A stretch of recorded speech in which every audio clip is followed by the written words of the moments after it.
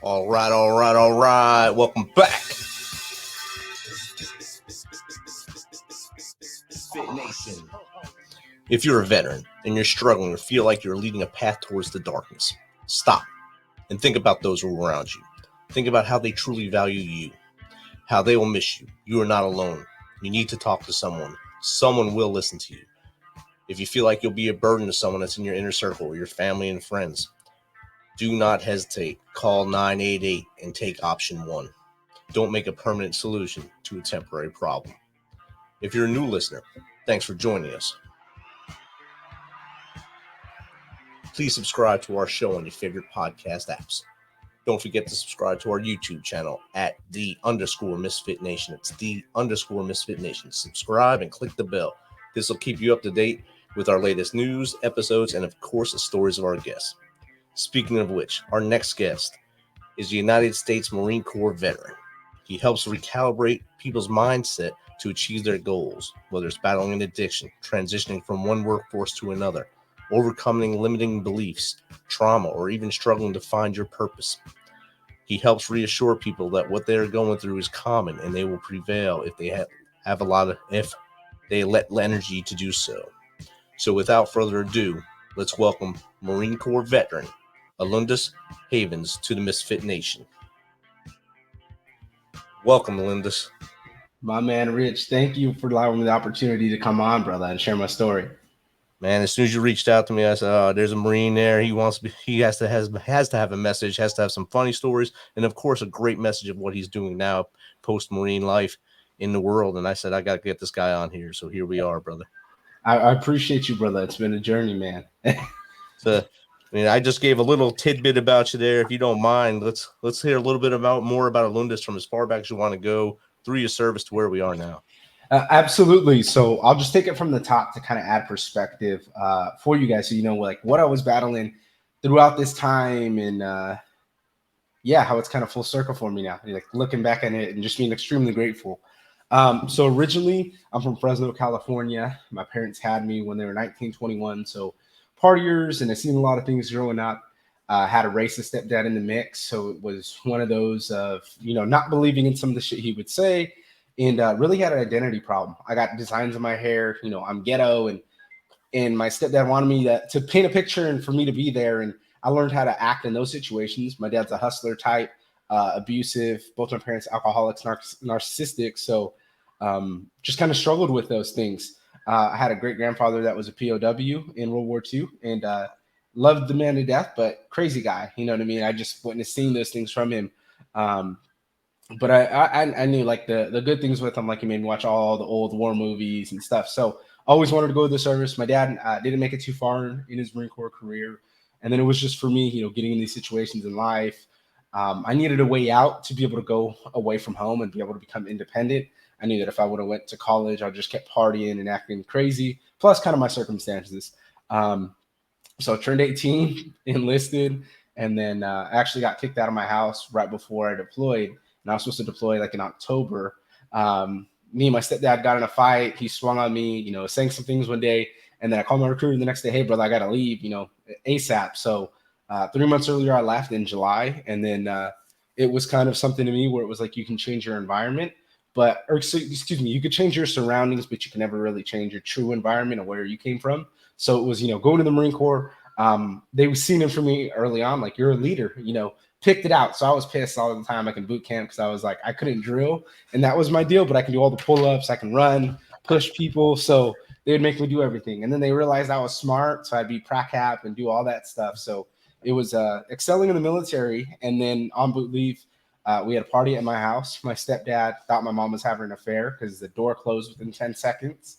My wrestling coach was in there. My stepdad fires 45s a centimeter away from his face. And then SWAT team go through the house. So it was this traumatic event for me. I was drinking heavy while I was in the Marine Corps. I deployed to Kuwait, came back from Kuwait, and then became my own boss. I worked aviation operations, so doing all the aviation flight data for the Ospreys, and then doing the training side, making sure everybody can qualify to stay in the Marine Corps. So, pitching it, talking to my sergeant major directly, my CO. So really loved it. But year 2, that's where, all these things amounted, tore all the cartilage in my right knee, took off a meritorious sergeant board. I was barely a corporal then. So it just really hit me, and then started, going back to struggle and repeating some of the things I went seeing, as growing up. Good thing is my wife helped me, and definitely whittled it down in my last 3 weeks in the Marine Corps. Played fuck games with medical, and it was like, hey, go to admin and get extension. I'm like, admin doesn't give me medical extensions. And then I go there, you got to run 3 PFTs. I'm like, again, I tore the cartilage in my right knee. I'm not doing it. At that time, thinking real negatively, I didn't have the greatest experiences with doctors in the Marine Corps, and they put me on antidepressants. They told me to be a big boy and learn how to adapt in my eating styles. So it was really battling that. I'll shorten the rest. Went straight into home improvement sales, realized that, hey, this isn't a fit for me right now. Went on to a mortgage brokerage and had more problems because it was kids coming off mommy and daddy's couches, and it wasn't a fit. Even went on to help veterans with the VA claims, and that company couldn't be understanding my situation where my nanny moved to Minnesota, so I'm taking care of my daughter and then making sales calls. So I was like, hey, this is in alignment with what I'm trying to do. Throughout this whole journey, I've been unpacking the things, joined a podcast network group, and then I ultimately started a business with my mentor, Zach Babcock. And that was where I was like, hey, I finally get to be able to work on these things and then talk about, hey, this is what happened before I was in the Marine Corps. This is what happened while I was in. This is how it shaped me. Give those lessons to other people and just really let them know, hey, you're not alone. What you're going through, even if it is, extraneous factors, or you think people don't understand, somebody does. Definitely. I mean, your journey is, you, like you said, you were exposed to things as a young man that many don't ever see in their lives, and then you went in the Corps to even challenge yourself more to those same kind of traumas, but in a uniform now. And like you said, witnessing your mom and dad drink so much, that was just something you thought was normal anyway. So let me do it too. So now you're in the Corps, where it's just like the Army, Navy, and the Air Force kids. If it's like one big fraternity, so everyone it's a fraternity party every weekend, every night sometimes. So Yeah. you're always drinking and you're always doing something crazy. So it was just normal to you to follow that lead, and you didn't probably notice it was a problem till later. Yeah. So I'm gonna tell you 2 stories, and then you could let me know that I did have the problem. Right. So I didn't realize I had the problem.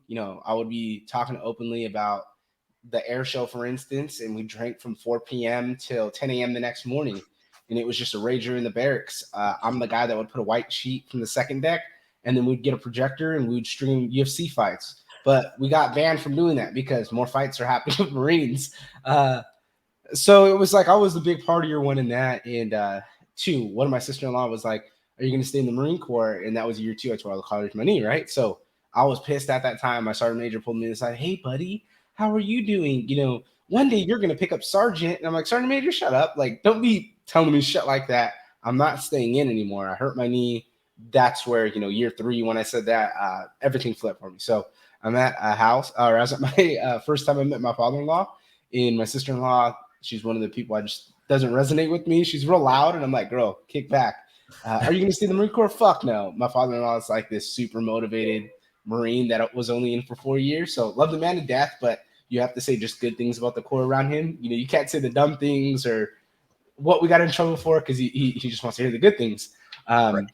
So he's looking at me like, is this man crazy? I'm like, all right, I'm going to have a drinking problem. And then definitely telling it to the civilian world of, what it is. And I think that's why it allows us to understand us even more.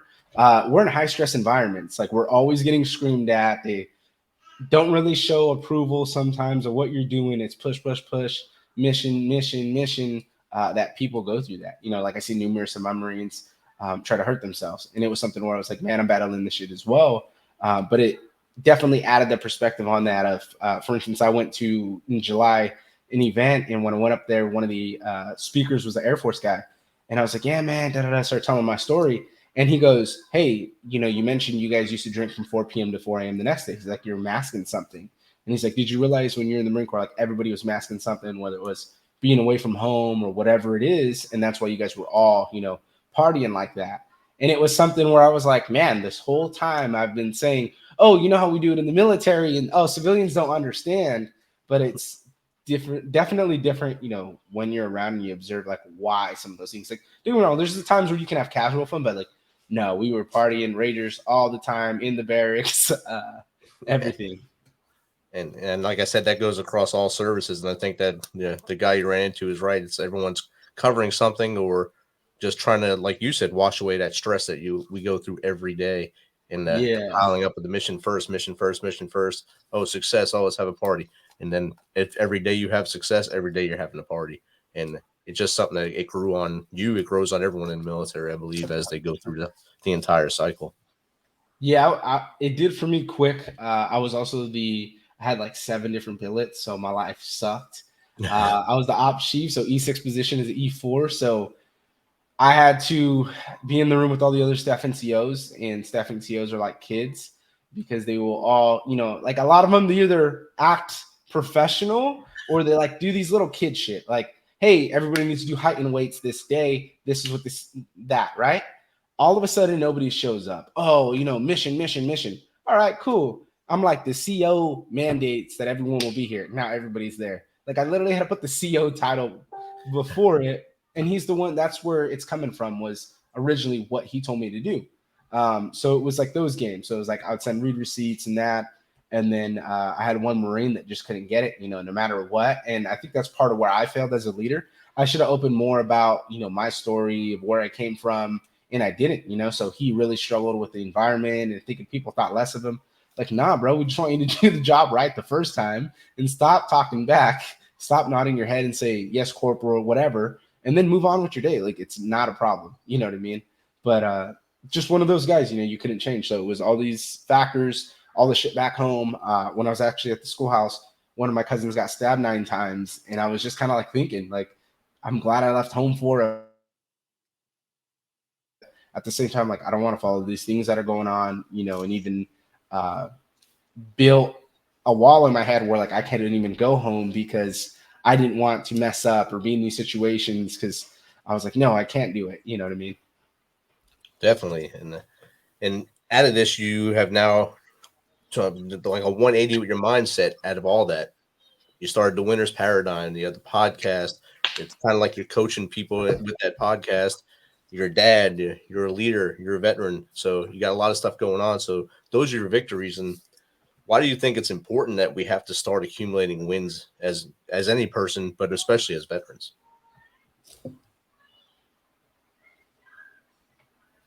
Yeah. So I was just thinking there of how I wanted to say it because it goes to gratitude first. I think we got to do that, man. We got to do a better job of just thanking ourselves. Like, bro, you made it through there. Like, for me, thinking about it now with how messed up my body is, and I know a lot of veterans could say this, is we used to work like 18-hour shifts, drink a Red Bull, go to the gym, and then sleep 2 hours, and then go back to work. That was deployment life for me. When I came back from deployment, I had a really bad time adjusting back to life. I was screaming at people, and they would cry about shit. You would give them a solution, and that's not how it works. Like, that's how it fucking works. Get over it. And it was like I was doing what I excelled at in the military because it's a different community. But when I'm in the outside community, I had a problem, so it was dialing that back. But when you're like, man, I made it through this, I was a Lance Corporal running my own shop. I made it through this. I learned how to be able to speak a little bit professionally. Probably not the best because my use of profanity, but definitely know how to communicate with people. And it's like you start stacking up those things. Like, man, I'm grateful that I was able to get away from home because a lot of my friends, are in college or still living with their parents or, have a different perception on life versus us, like where we actually been through shit. We understand, we've been through where someone micromanages you and makes you feel like a 2-year-old. And then we've been independent where it's like you are the one that they can depend on. So I think when we give ourselves grace first and realize like what we've done and what we're good at, and then kind of have those brothers, sisters that are gonna be able to be there for us after, it definitely allows us to be able to stack wins and realize like, man, I've already accomplished so much. You get up every day. One thing that could be is you're grateful. Boom, that's one win. And then from there, and I'd say, it's a long journey. So don't ever think that it just happens overnight, that it's just going to get better. And yeah, definitely could say that, with everything I went through, even getting out the service and not really feeling like a fit for things and just really feeling like, man, I don't know what I'm passionate about. And then once I dove into podcasting and really invested my time into people who are passionate about it, that go through the podcast, work on themselves in all areas of life. that's where I was like, man, there's some unpacking I need to do, and there's some tough conversations I need to have and cry out or journal it so I can be able to move on. Definitely. And everything you said there is perfect. You have to do self-care. So gratitude to self, have grace on yourself. And then of course, count your victories. We call them stacking victories here at the Misfit Nation. So as soon as you wake up in the morning, for us, you get those little aches and the crunchies in your knees, the crunchies in your ankles, you get up. That's a victory because you woke up and you're able to stand up. You make that bed. That's another victory. Each day, count how many wins you get. And then the next day, beat those wins. Just always count the wins and always write down your wins. Any shortcomings, look at them and then walk away from them. Learn from them and move on. That's what you got to do. And I think that's what you have done and are continuing to do now. So when you came up with the winner's paradigm, what does that mean to someone watching this? What is the winner's paradigm? Absolutely, brother. So what it means, and I was kind of thinking about it, like when you look at the psychology of winners or people that are just great, whether it's professional athletes, I know it's definitely leaders we had in the military, and some people can attest to this, where it's either the leaders that are really cool because they've been there, they've done that, they've have the accolades, they've been on multiple deployments, that are kick ass, and then there's the leaders that micromanage you, treat you like shit, act a certain way because they haven't done anything. And that's where like the whole poke thing comes in sometimes, where it's like it makes you have that perspective. You're like, okay, they didn't do anything or they haven't experienced these things. So that's why they're so uptight in that way. And when I was thinking about the winner's paradigm, it was like, well, what do you winners do? They always find a way to win, and then they share those things with other people. They really tap into that. So a week before my daughter was born, that's when I started it. And it really was focusing on that. It was talking to the entrepreneurs, talking to the veterans who flipped it around, and talking to people that really can give us that struggle and then be able to say, hey, I made it through it, or whatever it is that they endured, to be able to share that message with people. And that's where, I started just doing more work on myself in the end. I just felt like, it was alignment in having these conversations with people, unpacking things, learning things about business, quitting my job and going all in and starting my own business. And it was just awesome because it was like, man, I never really thought this, but once I got around the community that appreciated me for what I've done, respects me, and is like, man, you're your own boss in the Marine Corps. Like, that's pretty damn awesome. Some people aren't their boss ever, or at this point in life. And then it was too, like, I put that shit on the resume and they didn't give a fuck. You know what I mean? They were like, oh, whatever. You know what I mean? Looks like you're your own boss in the Marine Corps. Well, you're 22. So it looks like you don't have that much years of experience. And you're like, how do I not have years of experience? Like, I've literally done more than you guys do here, but whatever, So it was really like defining myself that I am in a smaller box. And then once the winner's paradigm came out, it allowed me to be like, yo, there is no smaller box. Like, I am the box.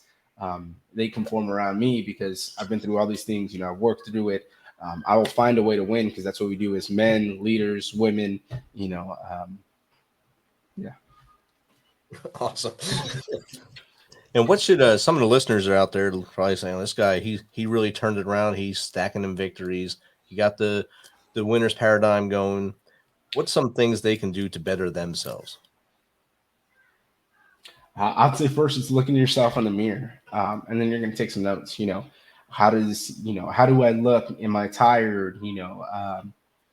Do I feel like I'm measuring to where I want to be? Or you can do a simple test. Close your eyes, picture you laying by the beach. What does that look like? What do you look like? What are you wearing? What's in your hand? And kind of think about those things and allow them to picture themselves at that place, right? And what we're doing is we're saying, hey, that could be what we want. Ultimately, we're like, oh, I want to look fit by the beach. Okay, well, now you got to do that. For me, I tore all the cartilage in my right knee.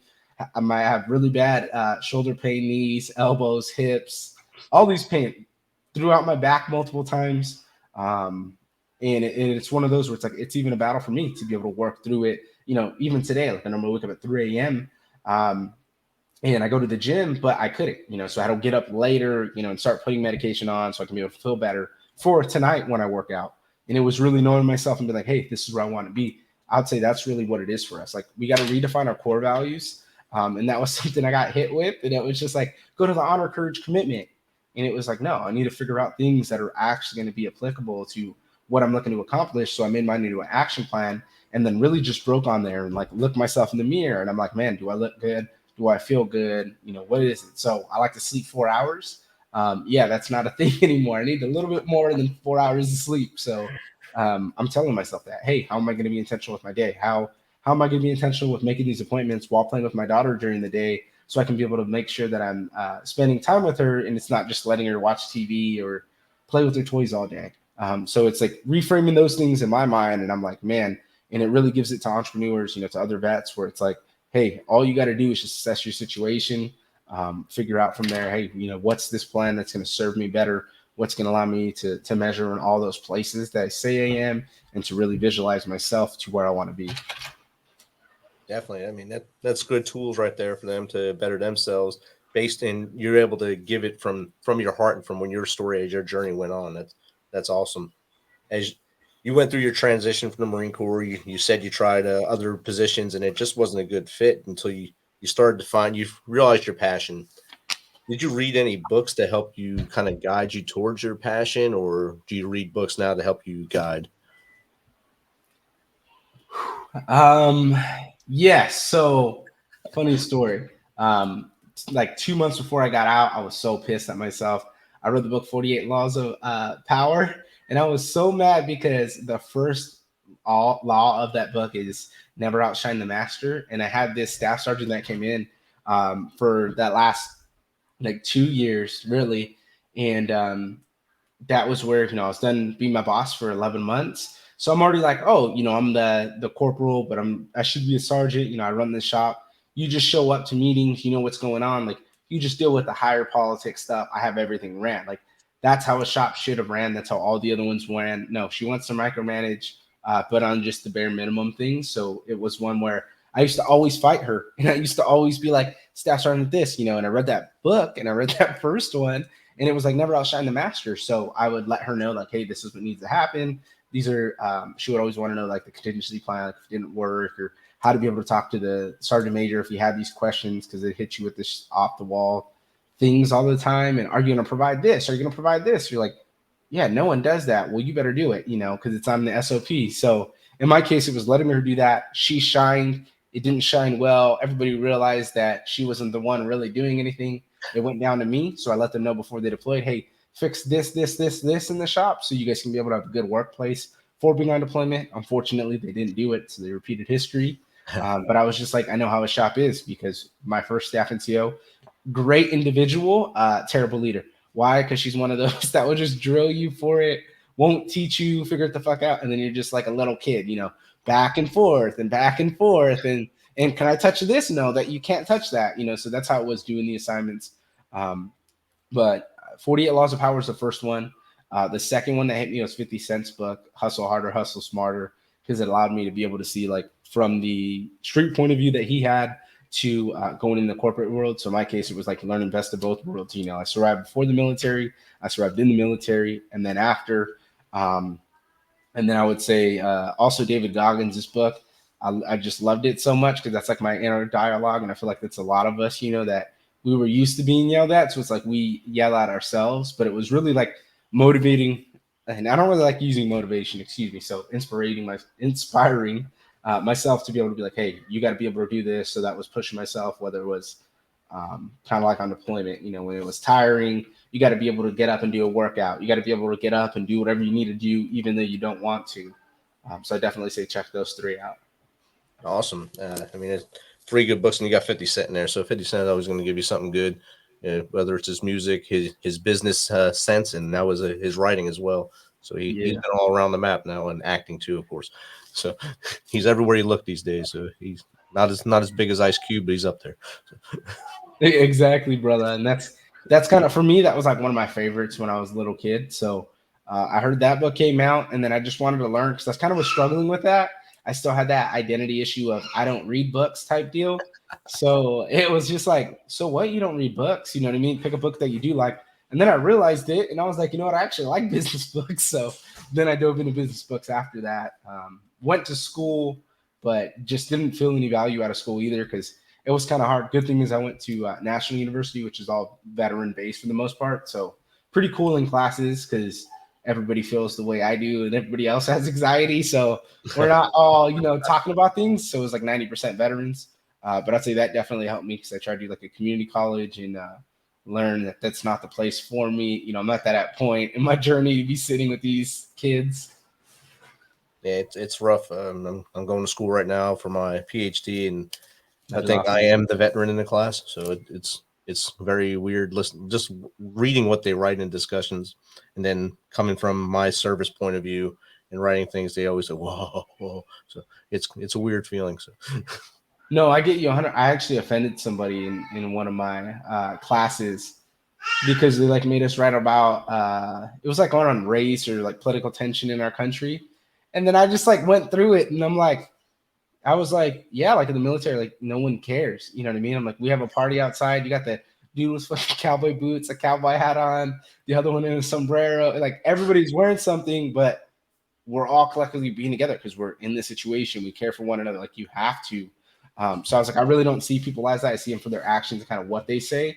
And if that, yeah, you know, there's always the stereotypes. People say things that's funny. Some contexts there is. I'm like, I obviously know military we go one way, but you can't say that because it's not HR approved, you know? So I'm right. like, it really doesn't matter, you know, on that. It's just judge the person on them. And that's why, like, I've never really cared about those things. And that's why the military is the best business in the world, is because they figure it out on the things that don't matter. For instance, like I was like, oh, a dark green Marine. My friend's like, you could say black. I'm like, oh, okay. So it was cool hearing that from a math sergeant when he told me that day, where I was just like, man, we don't even see each other that way. And you never even hear it, you know? And that's what's crazy about like when everybody would hang out, would be there's country music over here, rap over there, Spanish music over there. I would migrate between all of them besides country. So it's like just learning about people, you know what I mean? Right.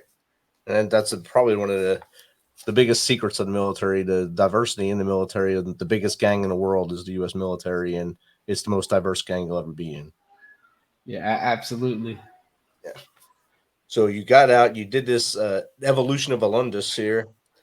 How important is it for a human to evolve and then challenge themselves to get to new heights and more greater things?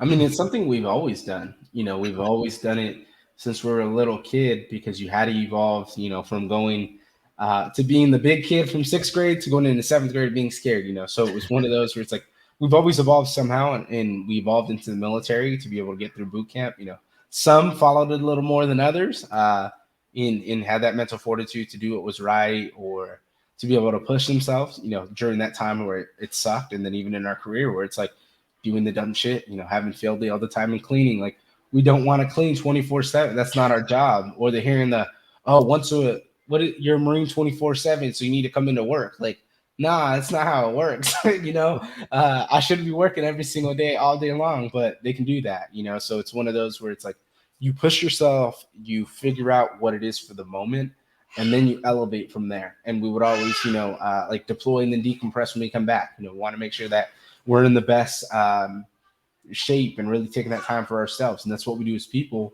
you know, and definitely on my journey, I've realized it's like, you got to heal whatever you're coming from. And you got to realize, you know, when is when. So I was drinking a lot. I realized that drinking wasn't for me. And then I was repeating some history, you know, getting crazy when I started drinking. Okay, probably I shouldn't be doing that if that's not who I resonate with.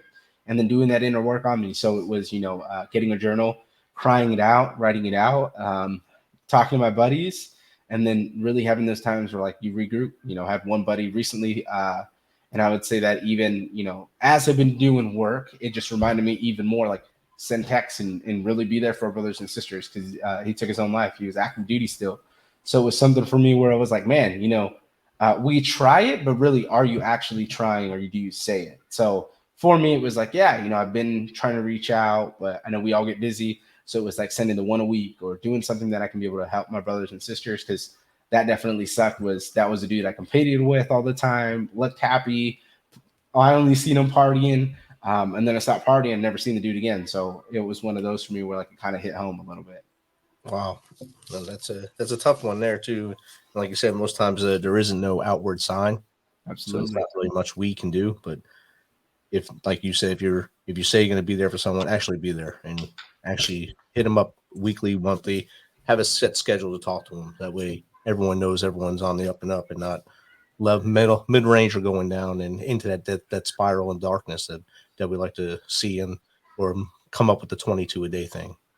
No, get you 100%. Like I have one Marine that's still one of my good best friends, and it's funny. It's like I've always seen him as my little brother, and he's just like that, my little sidekick. Because like when you'd be walking around to like whatever shop, and then they'd follow you behind. So um, me and him, like every month, we have a point to meet up together. I'm in about an hour north of San Diego, and he's in LA. So we're like, oh, okay, it's only an hour and a half drive, so we'll meet up to each other. Go eat, hang out.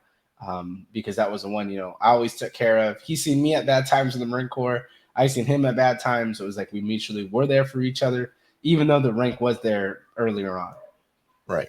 And having that brotherhood or sisterhood with all those you served, it really helps as we transition out, and that's an awesome thing.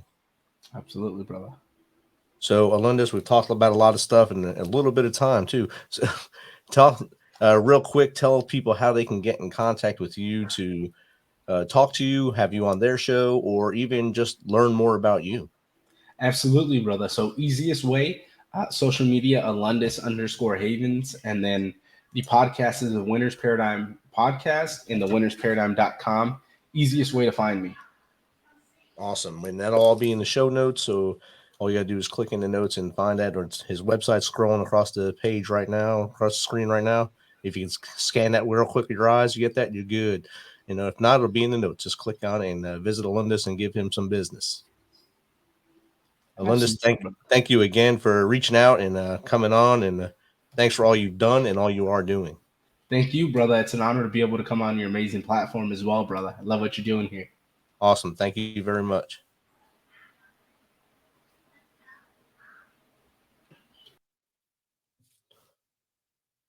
Thank you for checking us out today and being a part of the Misfit Nation. Don't forget to visit our website at themisfitnation.com to catch up on all our episodes and also to get some of that awesome Misfit Nation gear.